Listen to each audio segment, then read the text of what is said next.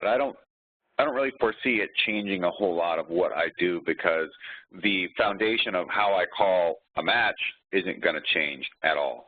I believe in the sport of professional wrestling. I believe in the seriousness of professional wrestling, and through that, that's how I believe it's best to give a platform to show the talent as best as possible and create that rapport with the fans that is more than surface level. So nothing's going to change there. And it's not my first rodeo on calling live action either. You know, I did Pride in the U.S., and I've done other MMA shows before as well. All right. Let's see here. So another one here from Jim Barcelone with Miami Herald. He wants to know, was it intimidating at first working with somebody of the caliber of Jim Ross? No, actually, I wasn't intimidated in the least, and I'm sure some of that had to do with the fact that I've known JR for quite some time, and I knew him for many years before ever working with him. Where, you know, I've had some students of mine go through the WWE and other people that I'm friends with working there. So through that relationship, I had met Jim many years in the past, and to be able to sit down and work with him finally, to be able to sit and also to be alongside a guy who I've been listening to behind the mic for so long in watching wrestling. It was just really more of an excitement than anything else. All right, and to touch on when Jim Ross came, Sean Ross Sapp wants to know, was there any transition necessary on your part between when you switched from working with Mauro to Jim? Some, as you know, they're both very different in how they call their action, and so it was just a matter of making an adaptation there. You know, they're not the same person, so as simple as that. But I didn't really find that. I mean, they're both great professionals at this, so it was really just a matter of learning how this partner dances versus how the other one does. Great. And one question here, getting sort of into the nitty-gritty of your commentary. Justin Barrasso with SportsIllustrated.com says, your commentary on AXS TV is phenomenal, but your insight during Tetsuya Naito's matches are particularly insightful. What about Naito resonates with you? I never thought of it that way. I'm not sure. I just call it like I see it, and some of that is probably just a symptom of Naito giving me something to work with, or just perhaps even something that resonates with how you view Naito's matches. Maybe you're more in, you have a higher rapport in terms of watching Naito. You feel more connected to it, and so maybe it stands out more. I always kind of thought that much of what I would say would be more like more enlightening towards like Shibata or Suzuki or Kushida. But you know, either way, and I'm super glad that it feels like there's some sort of illumination going on there, because adding depth to a story in the ring is our job, and that's one of the things I truly strive for. And you know, Naito gives me a lot to work with because he's got a great background. He's trained by Animal Hamaguchi, all the MMA stuff that he's done. You know, that's really sound, fundamental, basic stuff. And then just being a great wrestler and giving me so much to work with in terms of attitude, and you know, he's a heel, and he's a rebellious heel that has a cool streak that has drawn a lot of fans to him. So I just sit back and call it, man. I call what I see, but I'll think about that in the future in terms of whether or not there's anything more particular about Naito than somebody else. All right. Next question here comes from David Bixenspan, and he wants to know, of the New Japan Pro Wrestling stars who you helped train during your run as a wrestler for the company, whose success has surprised you the most? Good question. I would say probably Goto, because I didn't really know where his evolution was going to head to. He's a very scrappy, aggressive, young amateur wrestler. At like 190 pounds as a young lion, and very eager, very hardworking. And then to see him evolve into this bruiser, this very technical but vicious bruiser over the years, it's like, wow, it's like the difference between being a boy and being a man. So that's been really, really pretty cool. Shibata always had a bit of a certain kind of spark that I could see, and he was further along when I was working with him in New Japan. But I paid attention to his evolution through his MMA stints, and watching how the influence from people like Funaki and Sakuraba and having those MMA matches had really helped mold who he would become. But yeah, I'd still say that Goto is probably the most surprising. Not that I thought that he didn't have it, but just to see where it went. All right, now talking a little bit of business here, John Pollock with the Fight Network wants to know, is there anything New Japan Pro Wrestling can learn from Pride's expansion into the U.S. market over a decade ago? And do you think there are any differences or similarities there? Yeah, they absolutely can learn a lot from it. One, to do it, which is what's going on here with Long Beach. By the time Pride expanded into the U.S., they had drugged their feet for so long, and they had wasted so many opportunities.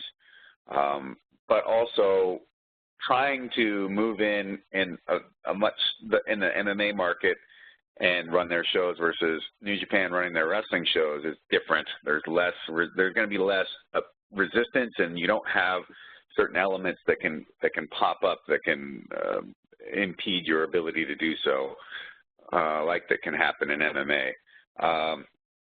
But the main thing is, I think that there are going to be some small hiccups, but those are just learning processes. And I think that for the next show, I think it's more important to bring more of the Japanese talent over as well, because the more something stands out as being something that you can only get from one source, in this case, New Japan,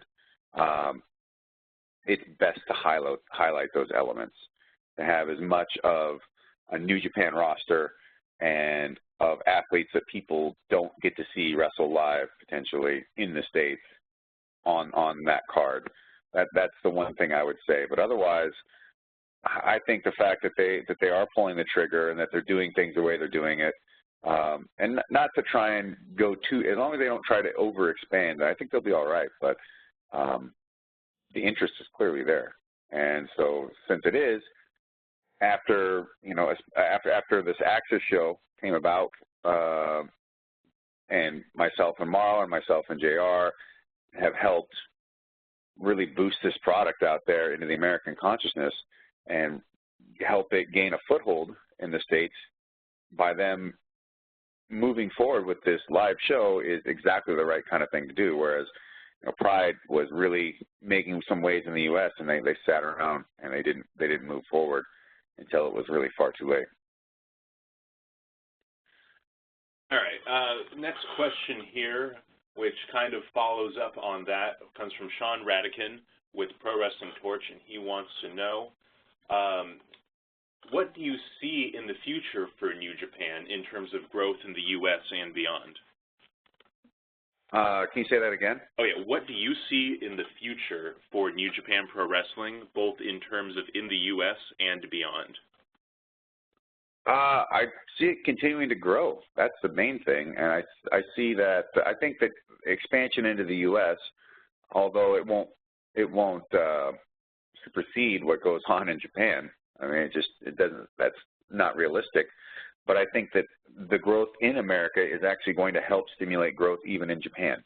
By their successes over here, it's going to cause more interest in the fan base in Japan back home. And so, if you see Tokyo Dome numbers get bigger on Wrestle Kingdom, I think that this is going to be a part of it. And so I really look forward to trying to help make that happen.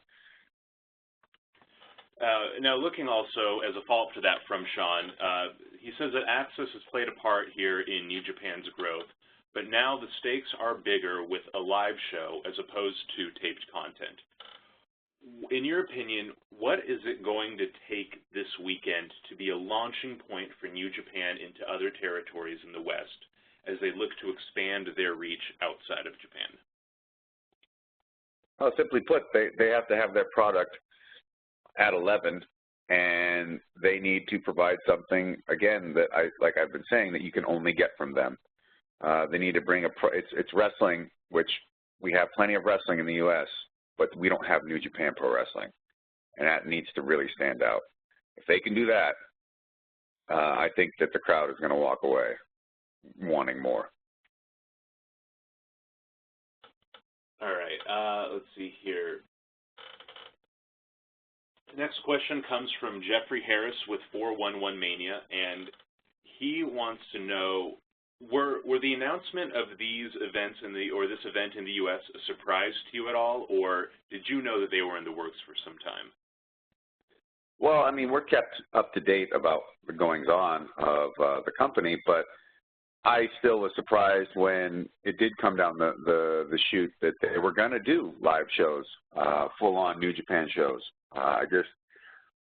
Most of my experience working with Japanese companies has seen them be very, very, very trepidatious about doing such kind of an expansion, and to hear that as their product here in the U.S. through us at AXS was growing so much that they were willing to move much more quickly into getting into the market with a live show, actually really impressed me, and I see that it's paying off.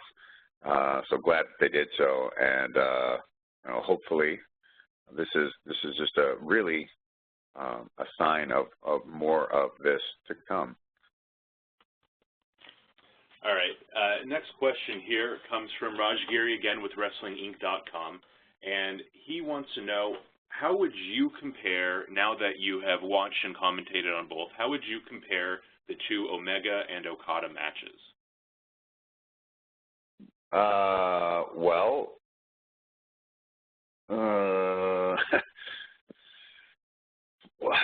One's a finish, one isn't. The titles are on the line. There is a different energy in these matches, and in the second one, I feel like there's less desperation from Kenny, more in that he understands wrestling Okada in a different way, and so he's come at it with a different idea. Whereas the first time it was just more maniacal, more just full-on sprinting at Okada and trying to see what comes up and just trying to take him down, whereas this one felt more planned. Secondly, I felt like Okada was reeling some from his most recent title defenses and the efforts that has taken. So I think some of that shows in the match in terms of his fatigue. All right, and then another question about New Japan wrestlers coming here from Mike Johnson. He says, or he asks, whose improvement on the New Japan Pro Wrestling roster has been the biggest surprise when you saw them early on in their career? So kind of a piggyback on the other question earlier about who you trained with, but this is just looking at the whole roster since you've been calling. Naito's evolution since the very first sight of him as the face that he was when we first got into this product And seeing him now as the head of Los Ingobernables de Opan has been really incredible. And that attitude change, and with that attitude change, his intent in the ring and the moveset that has come with it has been fantastic. He's shining for a very good reason, and it's been really it's really stood out. Also, to be perfectly honest, when Kenny Omega is being far more serious about his in-ring action, there's a night and day difference there too. It's like two completely different wrestlers, and that's it really impressed the hell out of me, especially seeing him versus Okada the first time, and seeing a match played so much more straight and seriously, and seeing that effort pay off. All right, now I've got a couple questions for you here about your own wrestling career. The first one comes from Raj Giri with Wrestling Inc., and he asks, your match with Hideki Suzuki was innovative and completely different from what you see today. So he wants to know, what was your thought process going into that match? My thought process for the match was just, hey, let's just go out and wrestle. You know, we're both Billy Robinson boys, so for us, it really was super easy. We just, okay, well, maybe I'll do this or that or what have you, and there wasn't any, like, setup for high spots. There wasn't anything like that. We just said, oh, let's just go wrestle, and we did. And that's not something that, you know, and I still train Suzuki. Every time I go back to Japan, I usually get a chance to spend some time with him and work on some things. And, you know, I wrote the foreword to his catch wrestling book as well. I've been super, super proud of the stuff that Hideki Suzuki's been doing in Japan. I think he is honestly one of the absolute best talents in Japanese professional wrestling right now. I know that there's a lot of people that aren't getting a chance to see him, and you know, he's not working a company nearly as big as New Japan, but in my opinion, he could be the IWGP heavyweight title holder for sure. He's got tons of charisma, and his talent in terms of his wrestling ability is often even far better than the people he's working. But with Suzuki, it's a different thing. Like if I was to go out there and wrestle Davey Boy Smith Jr. or Tim Thatcher, there really wouldn't have to be much. It would just, what do you want to do? Okay, we just go out and wrestle. We'll just build a story right there on the spot. And I like the fact that I can go out there with some of these guys and do something that you're not going to see anywhere else. And it's also indicative of the fact that it can't be done with just anyone else either. All right, and then to touch back on your match with Bobby Lashley here, Mike Johnson wants to know, were you disappointed in your relationship with Impact Wrestling in that it didn't lead to a longer run beyond the Lashley match? Well, yeah, I would have liked to have done some more stuff. I thought there was some other talent there that I could work some different matches with, and you know, for me, I hadn't been wrestling. I hadn't worked a match in some time, and so that whole thing came about quite quickly. And you know, for me, after that match, I started thinking, all right, well, maybe let's start gearing towards doing more of this, and then nothing. But you know, I'm sure that they have what they have been planning out in terms of what was necessary for their product. So, you know, if it doesn't fit for them, I guess it doesn't fit for them. So as simple as that. And then just a quick follow-up there, Sean Ross Sapp wants to know, have you had to communicate with the UFC at all before accepting wrestling bookings? In the past, yeah, I have, at least just to keep them in the know. Because I think it's, you know, when you have a working relationship with someone, especially of this nature, you got to give them some heads up on things, just to be polite. Because at the end of the day, we're all trying to work towards, while in different individual goals, we're still trying to be, what we do is when we come together to be as successful as possible. That'd be pretty tough to do if I'm not being in touch with them. All right. Question here from David Bixenspan. He says, as someone who was a huge UWFI fan as a teenager, how much did it mean to you to call the Minoru Suzuki versus Kazushi Sakuraba, sorry for butchering that, UWF rules match at Wrestle Kingdom a couple years ago? Yeah, I was excited to do so, and to be able to also call a match between two guys that are friends of mine. So I guess, you know, it was doubly special in that way. All right. We've got a question here. Raj Giri from Wrestling Inc. says that with New Japan Pro Wrestling's popularity in the U.S. being at an all-time high, what would you like to see them do to get to the next level here in the U.S.? I would like to see some quarterly shows, I think, at the very least. I know they do talent exchange stuff with Ring of Honor, but I really do feel like their own standalone product is truly what's needed. I want to see them pay me and Jim Ross millions of dollars to keep our team at its tip-top best, because it takes a lot to keep all this running. You know, it's the food and the training, and you know, you got to go out and about and have drinks every now and again. I mean, this stuff all has to be taken care of. And then and the suits that we're going to need to wear on the weekend. You can't wear the same one twice. So keeping us fat and happy. But truly, I think that just by creating some sort of consistency, and they've had that with AXS and our show, but now with the success, especially with what I feel is going to be the success of these two shows coming up in Long Beach, to do quarterlies would be nice. That's just 4 shows a year. That's, you know, a lot to ask and a lot to do, but I think it'll really pay off. And maybe a development of their American talent in a more structured way, like maybe even potentially opening up a New Japan dojo in the U.S. to create some homegrown American talent for New Japan. And also it could be a great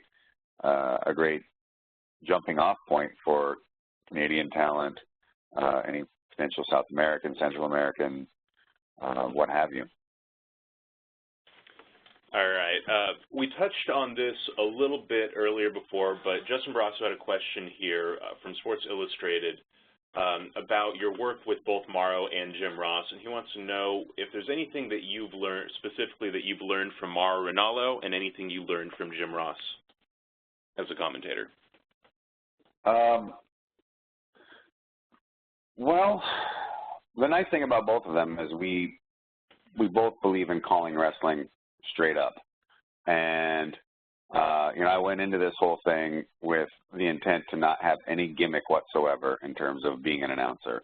I'm not a heel announcer. I'm not a face announcer. That's not my job, and that's not what I'm looking to do. I'm looking to just highlight the athletes as much as possible and call what's good, good, and call what's bad, bad. But with, I guess if I was to learn, with Mauro, it was, I learned more about like the ramping up of excitement and the intensity of calling matches at times. With JR, I learned more about the much more smoother, subtle ebb and flow. But both guys were absolutely easy as hell to work with. Talking about Mauro a little bit here, Raj Giri from Wrestling Inc. Has asked, what are your thoughts on Mauro Ranallo going back to the WWE? And there's been another question from Sean Ross Sapp that kind of ties into this. Just what are your thoughts on his ups and downs with WWE? Well, if he's going back, he must feel that it is worthwhile to do so. And I don't know all of the details of everything that was going on with him at WWE, but if people are bullying him or messing with him or what have you, I mean, that's bullshit, and it's completely unnecessary.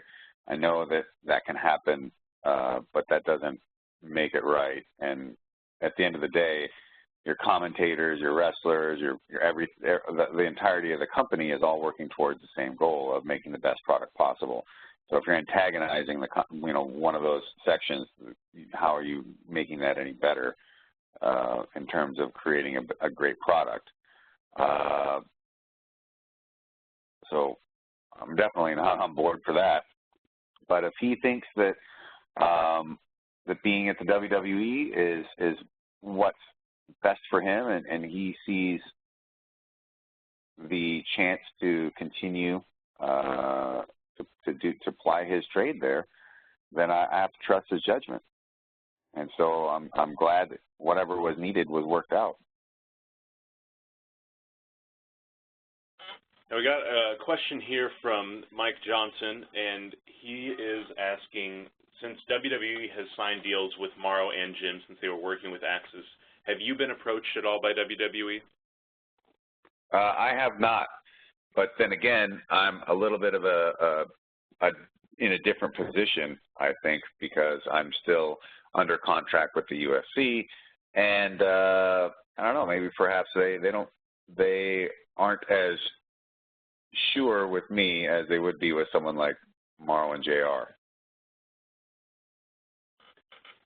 All right, and then diving back into New Japan's relationship with AXS TV, Mike Johnson had another question here. It says, AXS TV is taking a big step forward with its relationship with New Japan this weekend by producing live content. In a perfect world, what would you like to see in terms of the relationship between the two sides as it continues to evolve?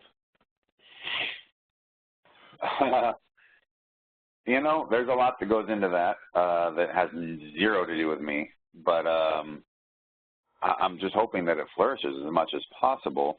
And, I feel like, we are their conduit to the U.S., AXS is. And so, this relationship has been very symbiotic. But we're the boots on the ground in the U.S. for New Japan, and we're out there proselytizing strong style to the American audience.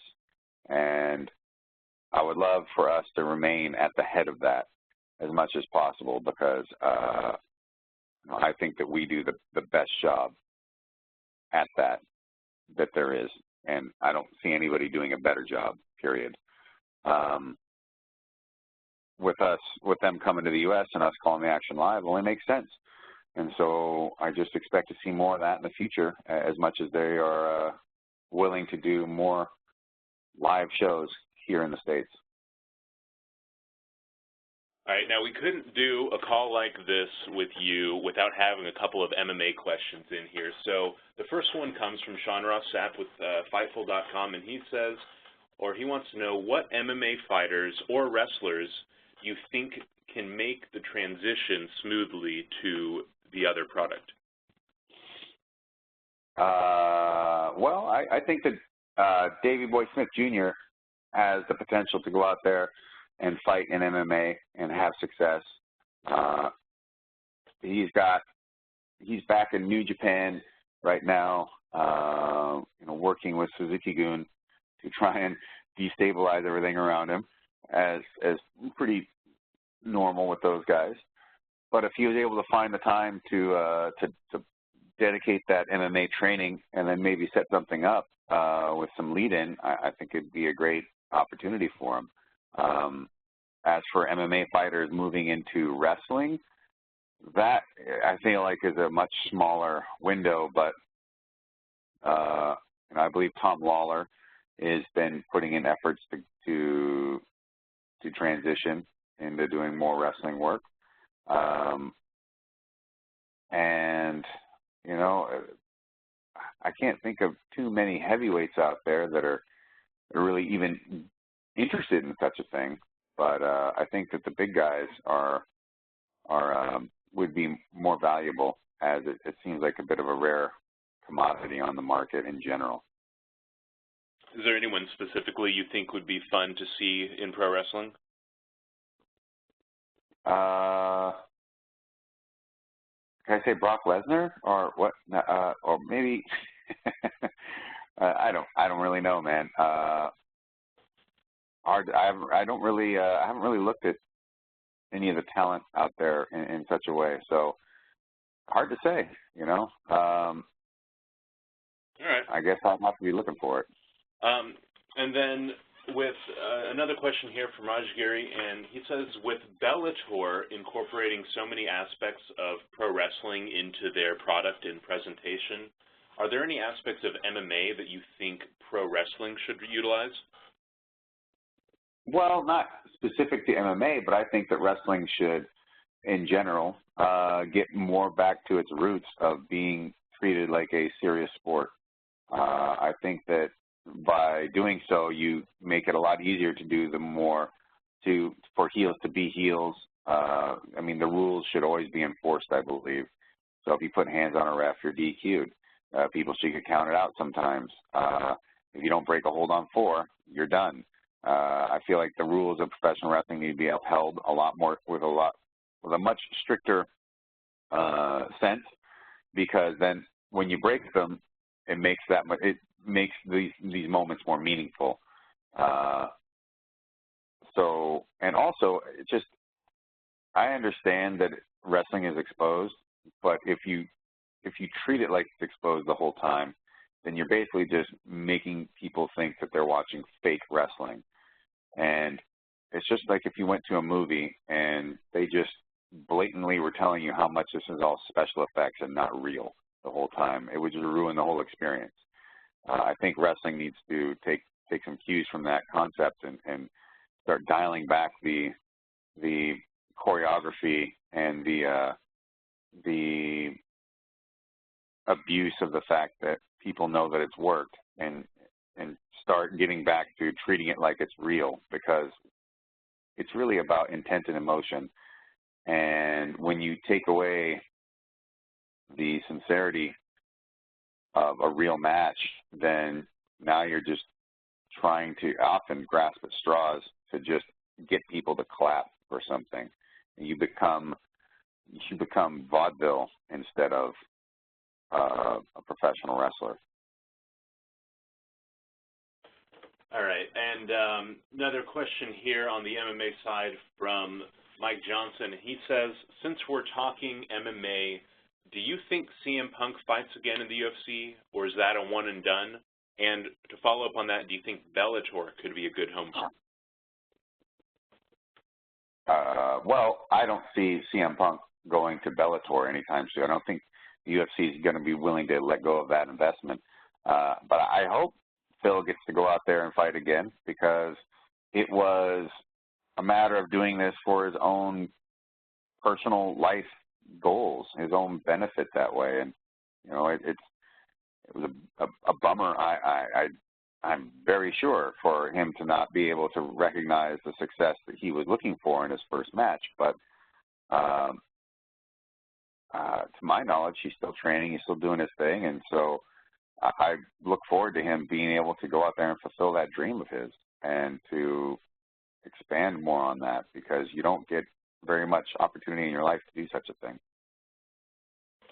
A question here from Jim Barcelone with Miami Herald to touch on the point you made about making wrestling believable again. He says, if you make pro wrestling believable again, do you think the big-time media will ignore it and bash it again? No, I don't think so. It's not a matter of trying to tell everyone that it's real. It's just a matter of treating it like it's real. That's the difference. And I think that it's a matter of, at this point, it feels like you're watching a magic show where the magician is telling you how the tricks are all done the whole time, which would honestly be infuriating and not fun to watch at all. I think it needs to go back to watching David Copperfield or Harry Blackstone or Doug Henning. I could just keep throwing magicians out there at you. And not knowing how the hell they managed to make that item disappear, or you know, how did they cut that card into a million pieces and then reassemble it in your pocket? You know, there's some trick to it. You have no idea how it happened. So I think it's much to the wrestling's benefit to get people invested to where they're not thinking about whether or not that was a blown spot, or, you know, differentiating the wrestling moment from the comeback. And, you know, wrestling matches are often just too formulaic, and people sit around just hooting and hollering and just basically not really paying that close attention until they feel like, oh, it's the finish. And that honestly speaks volumes to one of what I consider some of the problems of modern professional wrestling. All right, time for just a couple more questions here. This one from Jeffrey Harris of 411 Mania. He's based here in LA and wants to know, are you going to have any time for the Anime Expo this weekend before the G1 special? No, I didn't even know what was going on, and had zero. There's not going to be any time to do such a thing. But I hope that any of the really particularly cute girls have bought tickets to New Japan, because they just couldn't bear without seeing me in my suit ringside. You going to have a tie with that suit? You damn right. All right, and our last question for the call here comes from Raj Giri, and this is the unavoidable one with everybody these days. Do you see any way that Conor McGregor can beat Floyd Mayweather? Yes, I do. Are you ready? Let's hear it. Punching him in the face and knocking him out. Is that the main strategy? Yeah, I think that if Conor McGregor punches Floyd Mayweather in the face and knocks him out, he will win. I really do. All right. Well, thank you so much, Josh, today for taking the time for this call. If anyone else has any follow-up questions or needs any more information, please feel free to reach me by email or give me a call here in the office.